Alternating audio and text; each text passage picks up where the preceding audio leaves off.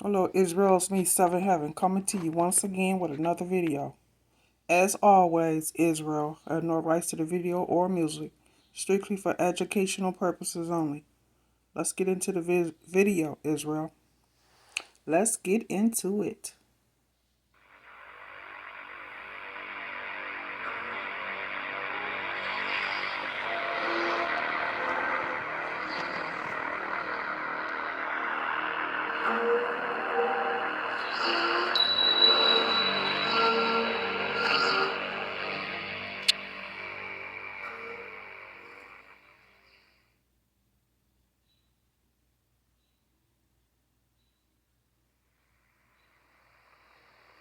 Imagine, if you will, for a moment, a world where dragons only exist in the realm of myths and legends, where their existence is questioned by not only skeptics, but science.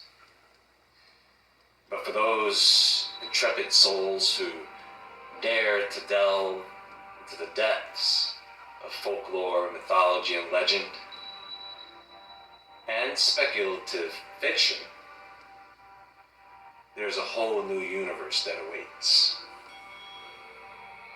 Draconology, also known as dragonology, is a field of study focused on that which involves examination, analysis, and interpretation of dragon-related legends, folklore, art, literature, and symbolism found across different cultures and time periods.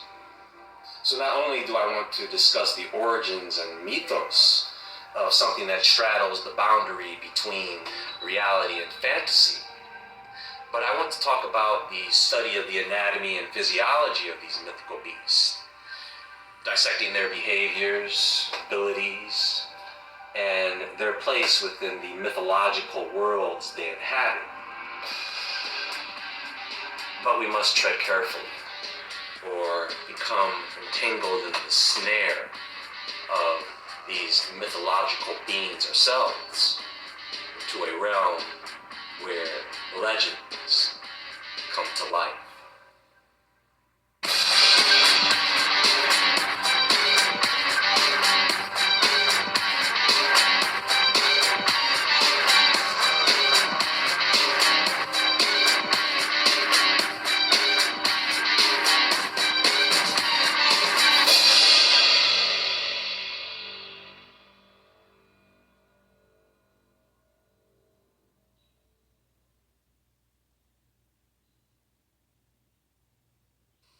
So, how do I want to start this? I want to talk about something that has to do with the connection between different creation myths, such as the Akkadian, Babylonian, Sumerian creation myths. And there are variations of a story that we are already familiar with, and that is Genesis. And scientifically, the Big Bang. Now, I know what you're thinking. The Big Bang? What's he talking about? Well, I'll explain, but let's go ahead and just start with the Big Bang. The Big Bang theory proposes that the universe began as an incredibly hot and dense point, often referred to as a singularity, approximately 13.813 billion years ago. This initial state of the universe then rapidly expanded and continues to expand to this day. According to the theory, all matter, energy, space, and time were concentrated in this singularity. As the universe expanded, it cooled down, allowing particles to form, and eventually atoms, molecules, stars, and galaxies. This explanation is not a movement into pre-existing space, but rather the stretching of space itself. One scientific piece of evidence is the detection of cosmic microwave background radiation, which is a faint radiation that permeates the entire universe. This radiation is considered a remnant of the intense heat from early stages of the universe. The abundance of light elements such as hydrogen and helium, and the distribution of galaxies and their redshifts provide further support for the Big Bang theory. The redshift of galaxies indicates that they are moving away from us, consistent with the expansion of the universe. Remember, folks, when it comes to light, we're not just talking about visible light. You can't see all light. Remember that. And also remember that this theory, it does not explain certain aspects such as the nature of dark matter or dark energy, which are still subjects of ongoing research and exploration in the field of cosmology. But Genesis, my friends, already explains it. Unlike the Big Bang theory, it has a source. And God said, "Let there be light," and bang, there was light. And God also divided the light from the darkness. This is the division of the electromagnetic spectrum with dark matter or dark energy. Now, where this really gets interesting is at the time of the development of our solar system. There are theories, stories, myths, legends about how our solar system came into being. I'm going to give you 4 examples: the scientific version, the biblical version, the Sumerian and Babylonian versions. And I want to give you these 4 examples because I want to talk about one of the oldest petrified dragons, the oldest and largest, and that would be Tiamat. And not just Tiamat, but Marduk. Marduk plays a significant role in all of this as well. And as I put this all together, some of the things that you may have heard in the past will make more sense. So, the formation of the solar system is thought to have occurred approximately 4.6 billion years ago through a process known as the nebular hypothesis, okay? According to this most widely accepted scientific theory, the solar system originated from a large rotating cloud of gas and dust called the solar nebula. The nebula began to collapse due to gravitational forces. This collapse may have been triggered by a nearby supernova explosion or the shock wave from a passing star. As the cloud contracted, it started to spin faster and faster, forming a rotating disk. As the collapse continued, the rotating disk of gas and dust began to take shape around a central concentration of material which would eventually become the sun. The majority of the matter accumulated in the center, forming a protostar. Now within the disk, tiny particles and dust and ice called planetesimals started to collide and clump together due to mutual gravitational forces. These planetesimals ranged in size from small little pebbles to very large, several kilometers in diameter.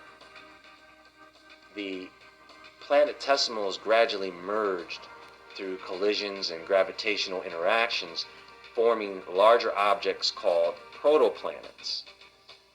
These protoplanets continued to grow by accretion, attracting more matter from the surrounding environment. The remaining gas in the disk also played a role in the growth of the protoplanets. As this massive protoplanetary disk evolved, it began to develop distinct regions of temperature and composition. In the inner hotter region known as the frost line, only rocky material could solidify. This led to the formation of the terrestrial planets, such as Mercury, Venus, Earth, and Mars. In the outer, colder region beyond the frost line, volatile compounds like water and ammonia could condense, allowing the accumulation of gas and ice to form the cores of the giant planets, such as Jupiter and Saturn. Over time, the solar wind from the young sun and the gravitational interactions between the growing planets cleared out the remaining gas and dust from the protoplanetary disk, leaving behind the planets and other smaller celestial bodies like asteroids and comets. So now I'm about to say something that many of you may find hard to accept, but just think of it as a different interpretation. Everything that I have just said is in Genesis 1.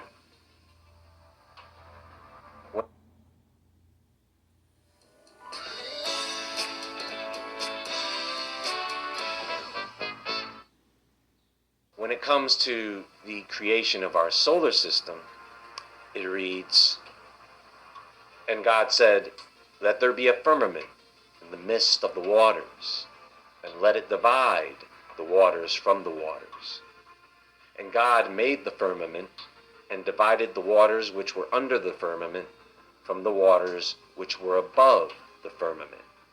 And it was so. And God called the firmament heaven. And the evening and the morning were the second day." So the waters above and the waters below aren't actually above and below. The inner solar system of terrestrial planets would be considered below the firmament, the frost line, the asteroid belt, and outside that, above, the gaseous ammonia-like planets, the water-like planets, would be considered the outer solar system above. And God made the firmament and divided the waters which were under the firmament from the waters which were above the firmament. And it was so. Now, the next example of this creation story comes from Mesopotamia, the Akkadian, Babylonian Enuma Elish. One version of this is an epic battle between gods and monsters, and the other version is a celestial battle between planets. In the Enuma Elish, the epic of creation from the 7 tablets of creation, it reads, "When in the height heaven was not named, and the earth beneath did not yet bear a name, and the primeval Apsu, who begat them." Now Apsu is the sun, and Chaos, Tiamat, the mother of them both.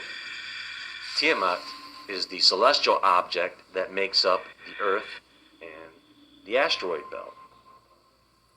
Their waters were mingled together, and no field was formed. No marsh was to be seen.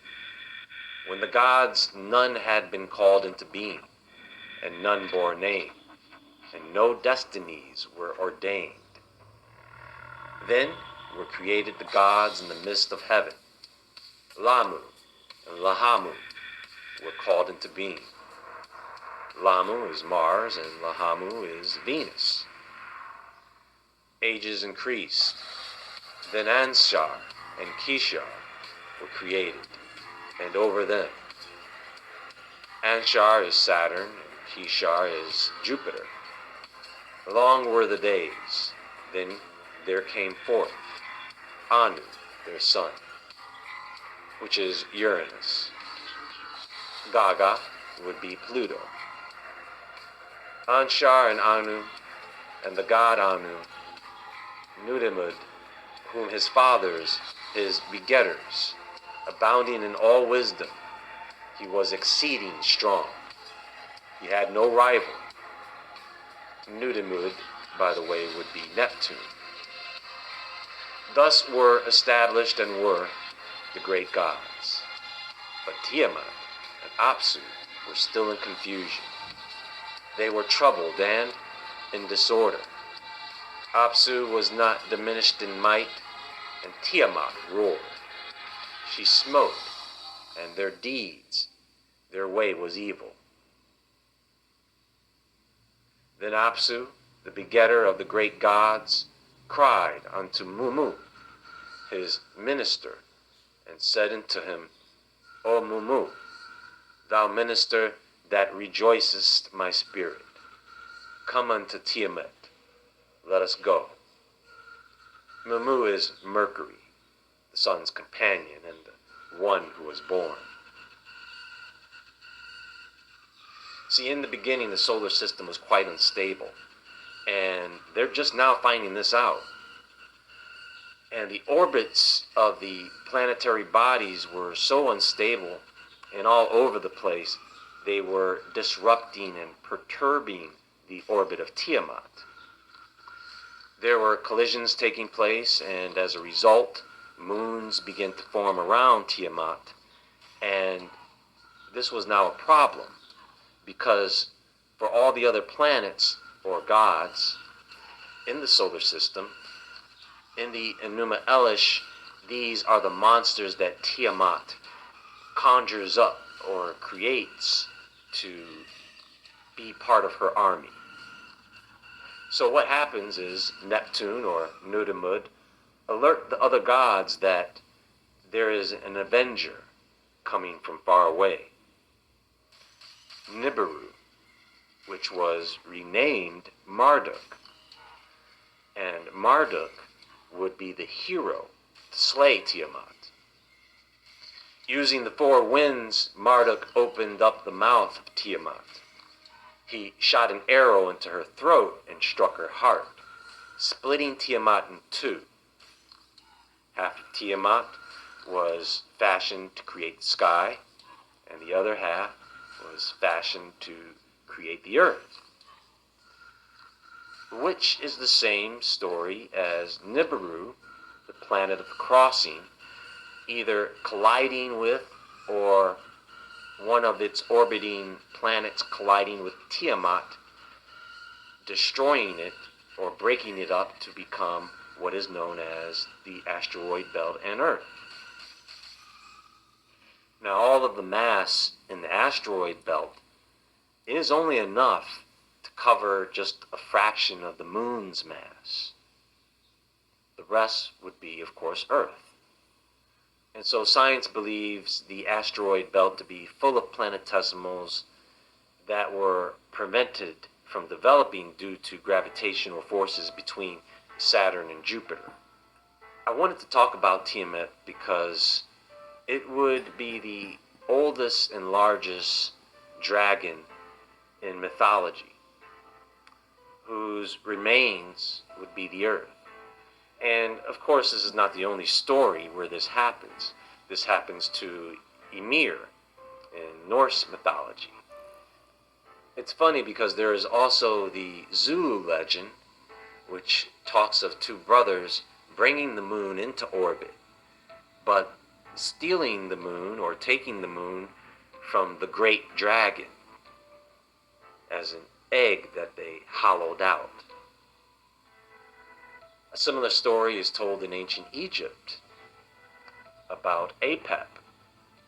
I believe that this nation should commit itself to achieving the goal before this decade is out of landing a man on the moon and returning him safely to the earth. All that we have accomplished in space, all that we may accomplish in days and years to come, we stand ready to share for the benefit of all mankind.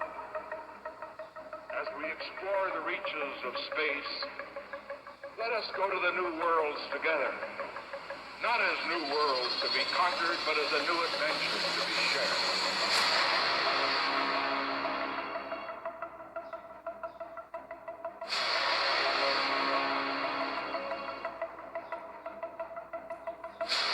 We uncover truths that others would rather keep hidden. And there are always secrets that await those who dare to uncover them.